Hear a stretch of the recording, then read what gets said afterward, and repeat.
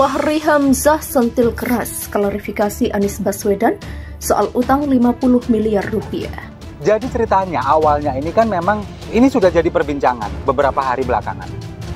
Awalnya kan memang dari statement Sandiaga Uno yang menyatakan bahwa ada perjanjian tertulis antara Prabowo Subianto, Ketua Umum Partai Gerindra, dan juga Sandiaga Uno dan Anies Baswedan.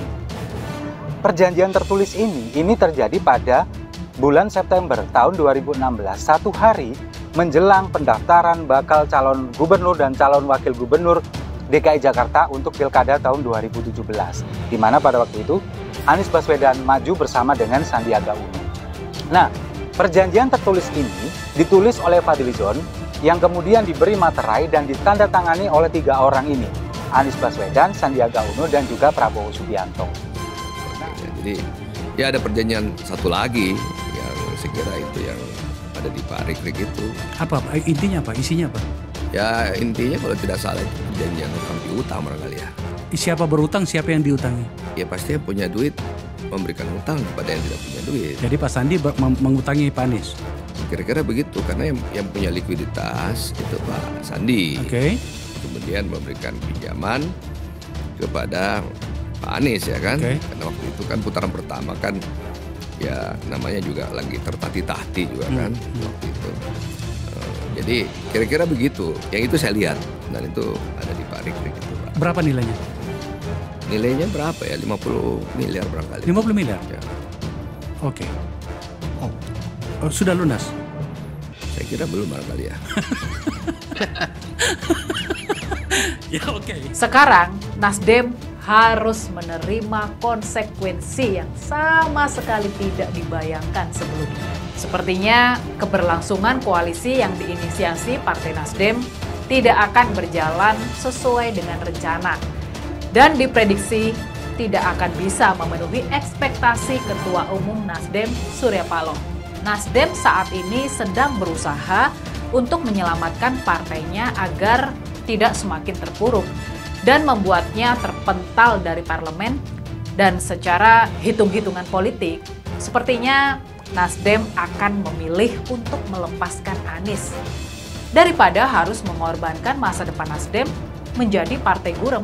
Baru-baru ini kabar tidak mengenakan ditujukan kepada mantan Gubernur DKI Jakarta Anies Rashid Baswedan. Anies dikatakan memiliki hutang 50 miliar kepada mantan rekannya Sandiaga Uno. Uang 50 miliar yang kini disebut sebagai hutang dari Anies tersebut merupakan dana di belakang layar untuk modal kampanye Anies Baswedan dan Sandiaga Uno pada Pilgub DKI Jakarta 2017 lalu. Namun Anies Baswedan telah membantah soal utang 50 miliar rupiah tersebut. Menurutnya, uang tersebut merupakan dukungan dengan janji politik tertentu. Uang 50 miliar dengan janji politik tersebut menurut Anies adalah jika Pilkada DKI Jakarta saat itu berhasil membawa seorang Anies Baswedan dan Sandiaga Uno menjadi gubernur dan wakil gubernur, maka pinjaman dianggap lunas dan selesai. Namun jika pasangan Anies Sandiaga kalah, maka pinjaman harus dibayarkan atau dilunasi.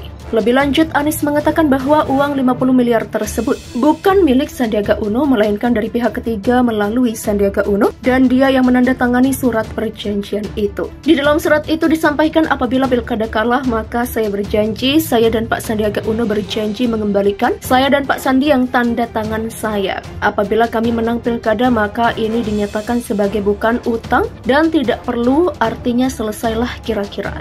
Papar Anies Baswedan saat diundang ke podcast milik Mary Riana. Menanggapi klarifikasi Anies tersebut, Fahri Hamzah memberi sentilan keras. Menurut Fahri Hamzah, tindakan itu merupakan korupsi yang nyata. Apabila dianggap lunas setelah berkuasa, karena hal tersebut bisa mengarah pada bentuk kerjasama yang tidak sehat dari pemerintah, yang mana Anies sebagai gubernur dan pihak ketiga yang memberikan pinjaman dana kampanye tersebut. Pinjam meminjam uang di belakang layar dengan janji lunas setelah berkuasa adalah bentuk perencanaan korupsi yang sangat kasat mata. Praktek ini harus kita hentikan kalau kita ingin Indonesia bebas dari korupsi. Agar stop biaya politik ilegal, tulis Fahri Hamzah. Kalau jadi kandidat dan ternyata juga disuruh menanggung biaya pemilu dan kampanye, ya mendingan tidak maju. Kita jangan pernah merasa seolah saking bangsa ini memerlukan kita lalu kita merusak prinsip kita demi tujuan itu. Bangsa ini tidak membutuhkan kita dengan cara itu, tegasnya kembali. Namun demikian, Fahri Hamzah mengatakan dia tidak sedang membicarakan siapa-siapa, yang dibicarakan adalah sistem pembiayaan kampanye dan pemilu yang harus dibersihkan membersihkan dari peluang masuknya dana-dana haram dan ilegal.